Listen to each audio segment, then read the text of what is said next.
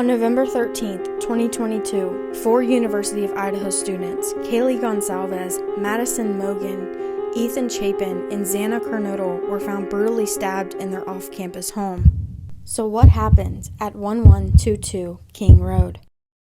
Hello friends, welcome back to my channel. In this video, we're going to be talking about this anonymous source that claims to have first-hand knowledge of the 911 call and also names Jack D as suspect number 1. Now, we touched on this a little bit in one of my last videos where we were discussing all of these random anonymous users claiming to have knowledge about these horrible murders. So first, let's talk a little bit about Kaylee and Jack. Jack Decor and Kaylee Goncalves dated for around 5 to 6 years. It appears both of their families are from Coeur d'Alene, Idaho, and they also shared a dog Murphy together. However, at the time of the murders, they were separated on a break. We first learned about the phone calls to Jack from Madison and Kaylee from Kaylee's sister. 2:26 a.m., Kaylee starts to call Jack. Kaylee calls Jack 6 times between 2:26 a.m. to 2:44 a.m. There's no boy problem. Kaylee's family also says they stand behind Jack. Yeah, and we know who she was calling, and this person is, and this person was asleep, unfortunately, was not getting the calls. And it was, I don't know, a few calls for half an hour. She called him a couple times, but no, it was not, we do not believe she was calling him for help.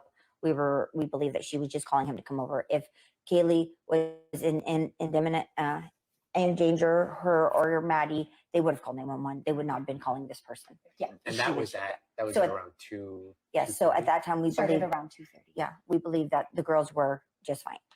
So from those phone records, it looks like the girls may have been alive around 2:30ish. 2:30 is what the last call? No. The last call is shortly before 3 a.m. Short. Yeah, that's right. 2:50 something. 2:52. Law enforcement has also said Jack is not a suspect. We do not believe the following individuals were involved: the 2 surviving roommates, the male seen in a grub truck video circulating on the internet, a private party who drove Kaylee and Madison home, any of the individuals who spoke to the dispatcher on the 911 call. We're also aware of a male whom Madison and Kaylee had called several times the morning of November 13th, and we do not suspect that individual. Even though both law enforcement and Kaylee's family says Jack had no involvement, people are still suspicious. Especially after this recent picture of Jack seen with their dog Murphy came out in the New York Post. Because in that picture, his hair looks dark and we know he has red hair. These pictures from a recent dailymail.com article show that Jack's hair is still very much red. Jack's mother says the Decor family intends to stay silent out of respect for Kaylee's parents and siblings. So now let's get into this Reddit post that has been circulating the Facebook groups. And just to be completely transparent, this is your speculation rumor alert. The following screenshot is from an anonymous user on Reddit. The claims made should not be taken as factual information. When discussing any case in forums or groups, be sure to state whether the info you are sharing is fact or speculation. So this reads, I am privy to information about the case. Hi everybody, I have been trying to withhold this information for some time, however, I'm ready to share it.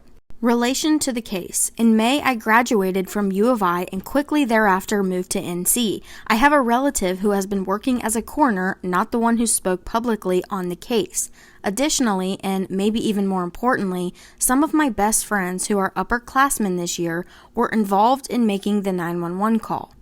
Why I am sharing this info. I have been holding on to this info since the day the case broke. I was told by my friends and family not to share this info. Today I hit a breaking point. I haven't been able to pull myself away from this subreddit and have become increasingly frustrated with the amount of misinformation being spread around. What I know to be true. Jack D is suspect number 1 for LE at this moment and has been since day 1. The fact that they cleared him is a common tactic used by LE to throw off both the public and the suspect. Kaylee's family was likely instructed to vouch for him. LE believes that Jack either committed this crime or has hired someone to. Ellie is puzzled by the fact that Maddie's body was mutilated the worst, most wounds, and the only one to be partially decapitated. Ellie is building a case to arrest Jack D, and they are trying to determine why he was so aggressive with Maddie and less so with Kaylee. Ethan was found laying in the doorway of Xana's room. He was the second to last one to be killed before the killer, likely but not certainly Jack, quickly killed Xana and ran away. So not only do they claim to graduate from U of I, they're apparently also related to a coroner and best friends with the 911 callers. Every single one of these so-called anonymous sources has a different story. If Kaylee's family says they don't suspect Jack, then I don't either. Even if they did, and they were pretending like this anonymous user suggests, they're doing it for good reason.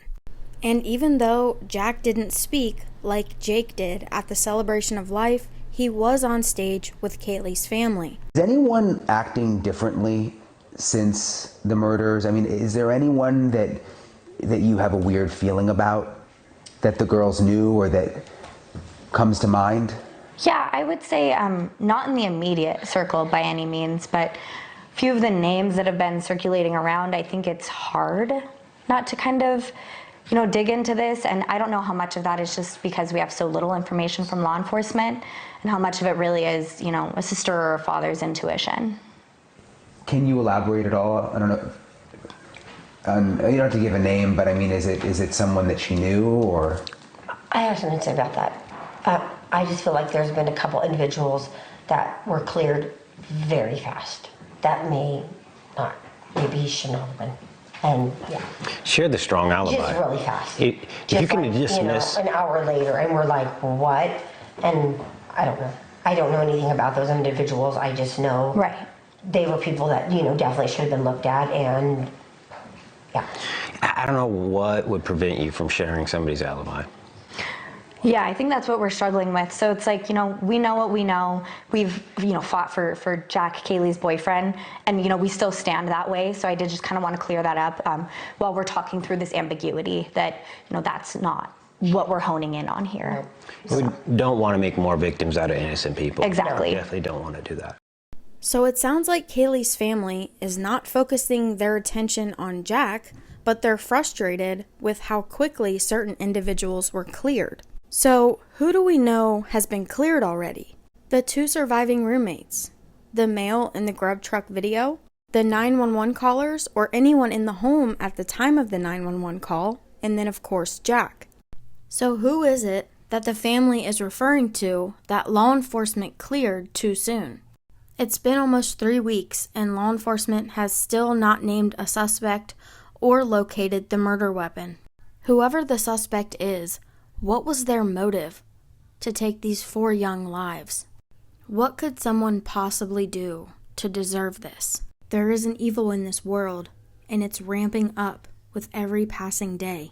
Pray for these families and loved ones that they get the justice they deserve. I love you.